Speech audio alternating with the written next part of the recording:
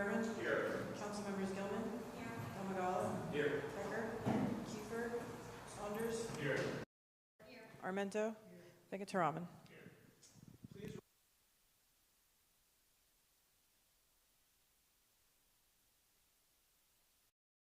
We need to serve our community, to use our resources wisely and well, to represent all members of our community fairly, and to make decisions that promote the common good. We recognize our responsibility to the past and the future, and the rights and needs of both individuals and community. As trusted servants, we seek support on our deliberations and our efforts here today, and to act wisely and well.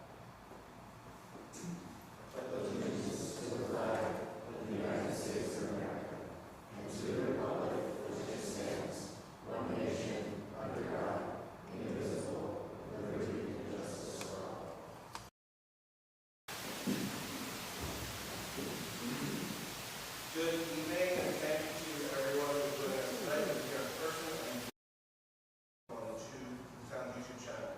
As always, the replay of the meeting will be available on Facebook, YouTube, and TV36. Public comment will be accepted in person only. Remarks before we begin our legislative agenda. At our last town council meeting, we provided an update on our ongoing communication with Saks Global and their imminent exit from bankruptcy. Now that the company has officially emerged as a newly formed entity, we are announcing a definitive shift in the direction of the One Westfield Place redevelopment plans. The owners of the former Lord & Taylor properties have made it clear that their intention is to sell those properties, which include the former Lord & Taylor building itself and the two parcels across the street of North Avenue.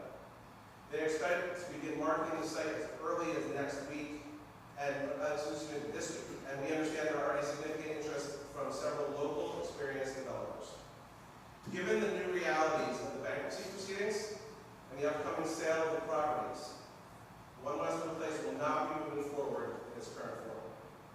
I have indicated to the current property owners, and I will reinforce this with any buyer, that the only acceptable path forward for this administration is the redevelopment of the privately owned Lord & Taylor properties and the related public improvements to that corridor, which is the reimagining of the North Side Plaza, as well as important safety and traffic improvements at the three intersections of North Avenue and Elm, Broad, and Clark. The North and South Avenue municipal parking lots have and will remain under town ownership. There is no interest from this town council in pursuing the sale or development of this land. It is also important to reiterate that although Lord & Taylor property is privately owned, the existing redevelopment plan gives the town an important role in shaping what ultimately moves forward as a site that is zoned for commercial and residential use. As a new private partner emerges from the sales process, we will maintain rigorous oversight and ensure that any future proposal reflects current market conditions while delivering a project that serves Westfield's long-term interests. We will continue to keep you informed as significant developments occur. Moving on, the final street sign auction. So get ready to place your bids for our second and final auction. As you will recall, in 2025, the town held an online auction for many of the street signs that were replaced by our DPW. The second and final auction will include the following signs: signs that are on county roads, signs that remain unsold in the first auction, and all remaining signs previously not included due to the auction limit of 1,000 items. Beginning will begin at 5 o'clock on Wednesday, July 15th. Full information is on the homepage of the town's website. E-bike safety, moving on, continues to be an important concern, especially with increased ridership in these summer months. As a reminder, the updated state regulation for e-bikes takes effect July 19th, which is next week. Riders must be at least 15 years old. E-bikes must be registered through the New Jersey Motor Vehicle Commission. And lastly, riders must wear helmets and follow all applicable traffic laws. The New Jersey Motor Vehicle Commission is offering appointments for licenses and registrations to operate e-bikes on their website, along with specific requirements and detailed instructions. In addition, the Westfield Police Department will continue their efforts to educate riders and enforce new requirements to help keep our roads and our sidewalks and pedestrians safe.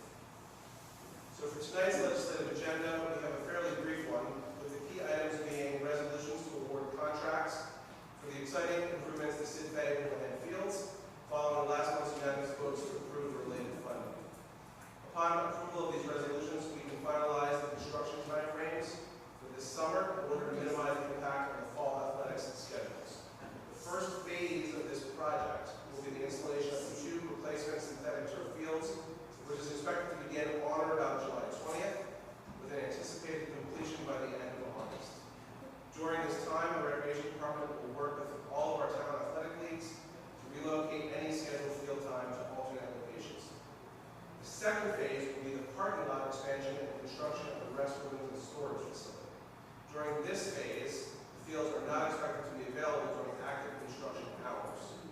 We also anticipate that the parking lot will be closed to the space, which means that participants must access the fields through the gates along Lambertsville Road.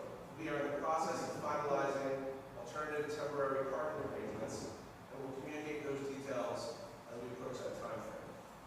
While this project will create some short-term inconvenience, we are very enthusiastic about the end result: a modern, upgraded recreational complex with improved parking and safety measures that will better serve the Westfield community for years to come.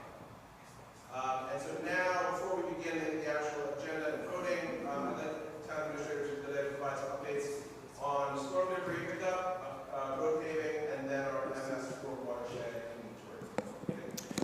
Thank you, Mayor. Two quick updates. Paving, the council awarded the paving contract last meeting, and expected next week. The ADA compliant work and concrete work for all the roads that are on our roads list for the year will begin. Our engineer is here tonight for a couple of reasons, but we expect that to take about 2 weeks. And then when that's finished, the milling and paving operations for all the roads, remember there are 40 roads or sections of road that the town will be addressing this year all throughout town. And basically that will be expected to begin the milling and paving portion of that on August 3rd. We have about 10 of the 40 roads on the list that basically are either adjacent to or close to schools. So they'll be first on the list to be done, so before school opens, and then the rest will follow. And if it's any indication, the contractor we've hired through the bidding process has been very helpful to us over the years, and usually, weather permitting, works very quickly. So we expect to get a lot of this done well before the end of August. So that will be starting. And again, just lastly, if you haven't subscribed to Nixle, please do. We'll be giving out road alerts as necessary. Other thing about organic storm debris. So we had our obviously storm that knocked a lot of power out and had a lot of tree limbs down on July 3rd and July 4th. We authorized a organic storm debris pickup, which started this past Monday, July 6th. More debris out there than we expected, so it's taking a little longer, but we, as of the end of business today for Public Works, we are in zone 5 on the north side, which is the last zone on the north side. We're following the leaf collection zones. And on the south side, we are in zone 9 out of the 10 zones. We expect to finish that this week. We are waiting to see if the county was going to address their roads within Westfield. We don't believe they're going to. So as soon as we finish the zone pickup for town roads, we will go to the county roads and pick up county debris, organic debris on county roads from homes that are in Westfield. So a little longer to take, but again, thank you to the residents for complying and patience as we go forward there. So those are two updates, Mayor. As you mentioned, we do tonight have a public comment period about our MS4 watershed inventory report. So let me just read a little comment. This is our second public hearing tonight. And so Westfield, like all municipalities in New Jersey, are permitted to manage and treat municipal stormwater under the NJMS4, which is known as the Municipal Separate Stormwater System, MS4, municipal permits, including but not limited to stormwater design, collection, treatment, infrastructure, and maintenance activities as required by its permit.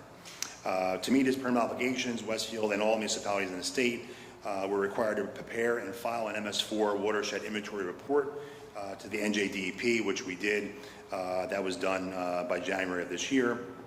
That report has been on our website since that time and can be viewed there. The current draft report will be modified to include additional stormwater infrastructure data, which is currently being completed by town staff and as well as a third-party consultant.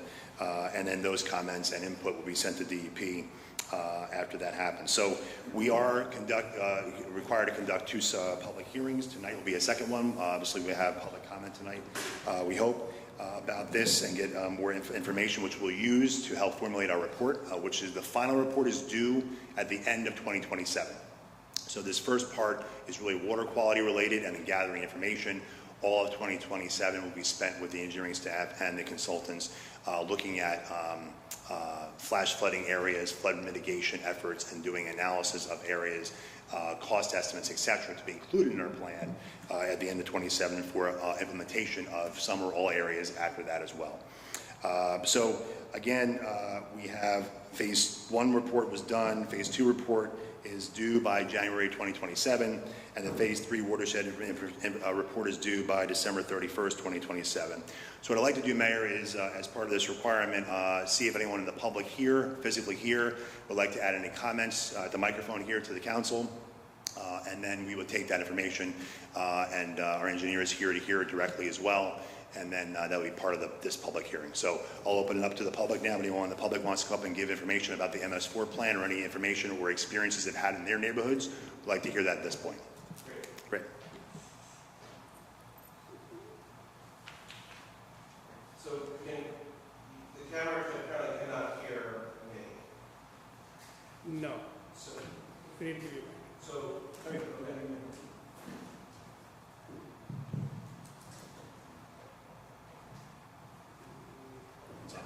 How about now? Whoa.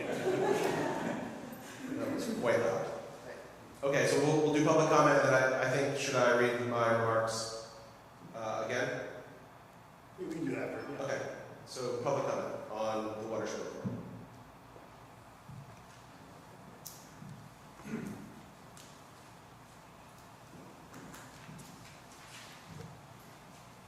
Good evening, Mayor and Council. My name is Rob Lombard. I live at 267 Seneca Place in Westfield. I'm here tonight along with my neighbors from Forest Avenue and Seneca Place to ask you to take affirmative action beyond the mandates of the MS4 system requirements to address the persistent flooding that we've experienced at Forest Avenue and Seneca Place. We're aware that the public hearing this evening only pertains to Phase 1 of the MS4 process, and that second and third phases will be ongoing through the next year. What I'm here is to ask you to make sure that we start the process of actually addressing the flooding locations that are within the township so that we are ready to go as that process concludes. The storm that affected us last July, I think many of you are personally aware of. I've talked to a number of council members about what happened. For those of you who may not be familiar, there were at least 6 vehicles that were stranded in the intersection. There was a fast water rescue done by our emergency service personnel to rescue 2 people from cars that were trapped at the intersection. The intersection also serves 130 apartments at the end of Forest Avenue, and the only way in or out for any emergency vehicles is through this intersection. So it is important not just for the personnel that need to get back and forth through the town, but certainly for any of the residents that live within the apartments.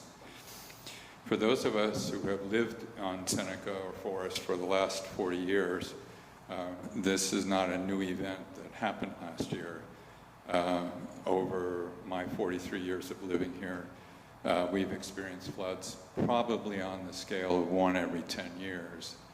However, in the past 5 years, we've experienced 3 floods, and none with the conditions that we experienced last July. And I think the frequency and the intensity of these storms merits the serious consideration of the council and the resources of the town to do what it can to mitigate this problem. I do also want to stress that most of this flooding has come from not hurricanes, not nor'easters, but just from thunderstorms.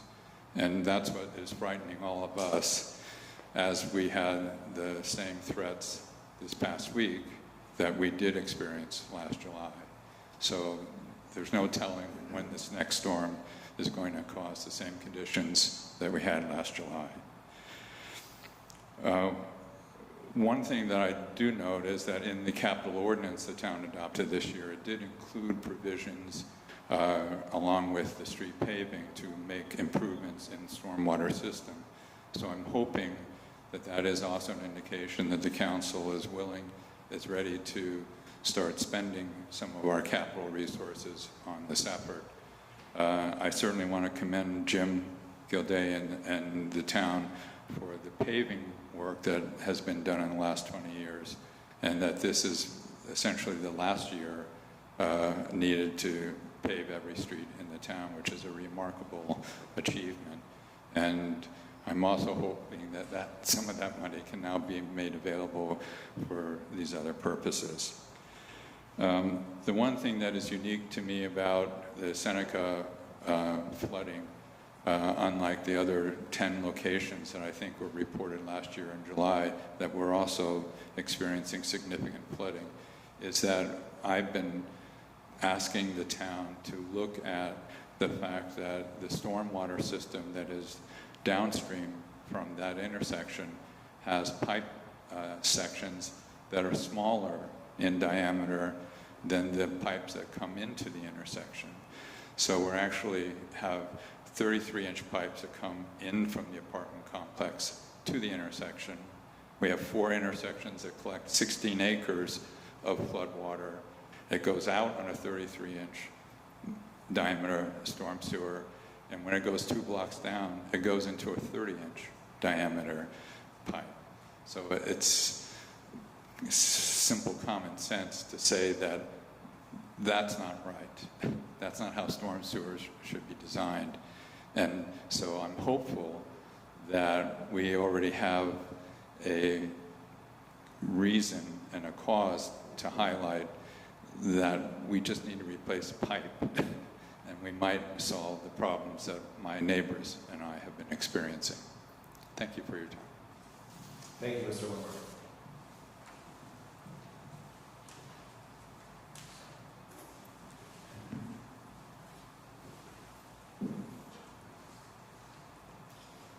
My name is Jacqueline Lygate. I live at 268 Seneca Place. Been there almost 50 years in the same house. My husband Tom is also here tonight. We're here to urge you to not wait 15 months for the assessment and the resolution. We need immediate attention to this matter. We have had personal damage to our cars and our property because of this enormous flooding. The water level rises so high that cars cannot get through and are left abandoned in the intersection. One car was sort of floating near the apartment's entrance, a part of Forest Avenue. That's how deep it is.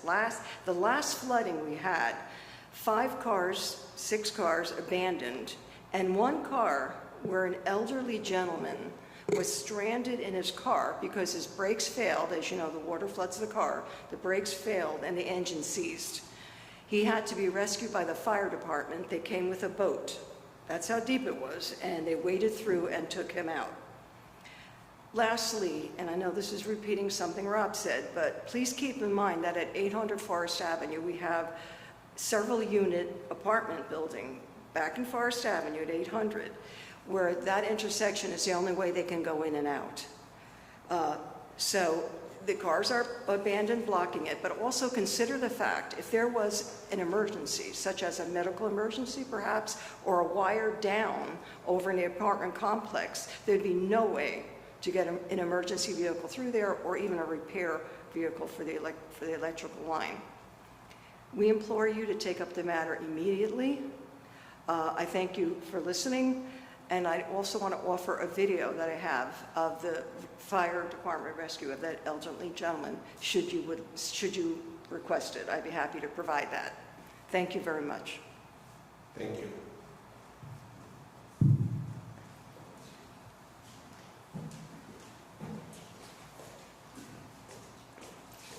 Hello, Council, Mayor. Thank you for having us tonight. My name is Matt Myers. I live at 277 Seneca Place, directly on the corner of Seneca and Forest. I've been here now for 6 years in total, and in those 6 years I've experienced 3 floods, 2 of which where I personally lost vehicles.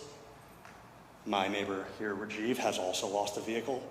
A neighbor that's not here today lost his own vehicle. My children are honestly scarred from this experience.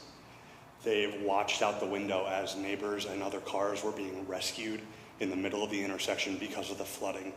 Anytime that it rains now, my children ask me, are you going to move the cars, Daddy? We don't want to lose the cars. So it's just really stressful to continue to worry every time there's a storm that property is going to be damaged. I'm going to lose vehicles, that I'm going to have to take a work off of week to then just go through my entire house to get rid of carpeting, to get rid of everything in the basement. And I know all my neighbors are experiencing similar feelings and sentiment. And it's just really difficult to continue to do the same thing over and over again when there is a good fix available to help enlarge the piping to ensure that this storm sewage does not get backed up anymore. Thank you. Thank you, Mr. Myers. Good evening, Mayor, Councilman. I'm Rajiv Sethumadhavan. I live at 740 Forest Avenue. My house neighbors, both Rob and Matt. And without being repetitive, I'd like to emphasize the same problems. I've been here 5 years, and in 5 years, I've seen 3 intense storms. It's almost like every alternate year we have the event, and the intensity keeps going up. In terms of damage, I've lost vehicles. I've had to go through 2 basement remediations, and financial cost aside and going through the insurance claim aside, it's just the toll it takes, in going through the process. You worry about mold, you worry about, things that you have in the basement, you worry about, should I furnish my basement again because it's going to be a repeat. You make sure you have a sump pump that works, and you have a backup and maybe another backup for that. So all of these investments, if it goes to fruition, and you know that this is once and done, you put in the investment, you move on from that. But this seems to be a repetitive event. And last year, the intensity was, I think, I can't even emphasize it. We had a car that floated and got onto our lawn, and to the extent that then they had to be, bailed out, the elderly people. So my request again is, I did speak with, I think Todd and Reshma last year as well, and thank you for the efforts where we have some additional catch basins, I think, installed now, which is a good, first step already. But I urge you all to look into, the research and the findings that Rob has already shared, that if that stretch of pipe is the root cause and can, solely eliminate this issue, I don't think we need to wait 18 months for that to happen. So, thank you for your time, and I'm hoping to hear from you. Thank you.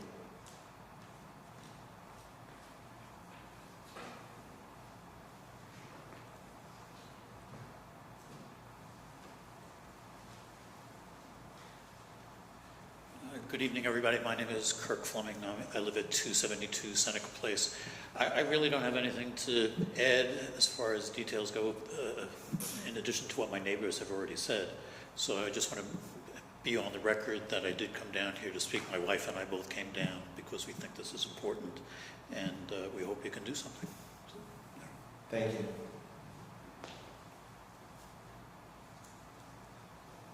Okay, seeing no others, we are going to start our agenda. If people want to stick around for the agenda, the full agenda, you may. If you want to leave, there's no pressure to say.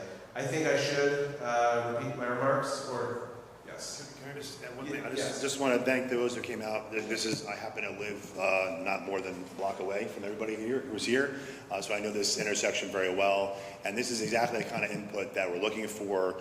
And as I mentioned to Mr. Fleming today in his email to the council, that we need to hear this information, but also this area is already one of the areas that is identified among many others in Westfield as well that need to have further analysis. And of course, we hear the comments very loud and clear about not waiting if we can do that. So I just want to thank everybody for coming out. We appreciate it. So thank you, Mayor.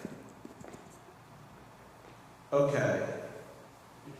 I think because all of my comments will be out on social media later this evening and on the town website, I'm not going to go through them. We'll just start our agenda for this evening. So may I please have a motion to approve the minutes from the Town Council Conference, executive and regular meetings of June 23rd, 2026. Councilwoman Adler, second. Councilman Abdallah, any discussion? All in favor? Yes. Opposed? The motion is carried. It is now time for open discussion by citizens. Anyone may come up to the microphone and speak to the council on any subject on which the council has jurisdiction. Please state your name and address for the record and limit your comments to 5 minutes. Seeing none, I close this portion of the meeting and move to bills and claims. Councilman Benjamin. Thank you, Mayor. I'd like to move bills and claims in the amount of $1,051,967.07. I think I need this. Councilwoman Gilman. Yeah. Councilwoman Gilman. Any discussion? All in favor? Yes. Opposed? The motion is carried. Next on the agenda is reports of standing committees, beginning with the Finance Policy Committee. Councilman Victor. Thank you, Mayor. I have 12 resolutions I would like to move as a package. 1, resolution authorizing the Chief Financial Officer to refund recreation department fees. 2, resolution authorizing the Chief Financial Officer to refund dumpster security payment. 3, resolution authorizing the Chief Financial Officer to draw a warrant for unused parking permit fee. 4, resolution authorizing the Chief Financial Officer to draw a warrant for dog licenses for June 2026. 5, resolution authorizing the Chief Financial Officer to draw a warrant to Treasurer, State of New Jersey for marriage civil union licenses fees.